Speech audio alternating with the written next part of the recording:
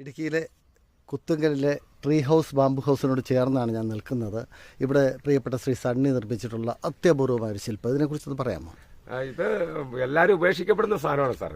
അത് നമ്മൾ എടുത്തിട്ട് അതിലൊരു കരവിരുത് ഒരു ചെയ്തെന്ന് മാത്രമേ, വലിയ കലാകാരനൊന്നും അല്ല. ഇതെന്താ ചോല? എന്താ ചേലനാണ്. ഇതിന്റെ ഉള്ളിലുണ്ടായിരുന്ന മരം നമ്മൾ എടുത്തു കളഞ്ഞാണ്. ഓ, ഇതിന്റെ ഉള്ളിലെ മരം എടുത്ത് മാറ്റിയിട്ട് ഈ പുറത്ത് ഇതേപോലെ രൂപകൽപ്പന ചെയ്തിരിക്കുകയാണ്. എത്രത്തോളം രൂപങ്ങളുണ്ട് ഇതിനകത്ത്? ഇതിന്റെ അകത്തൊരു 42 ഫിഗറുകളുണ്ട്.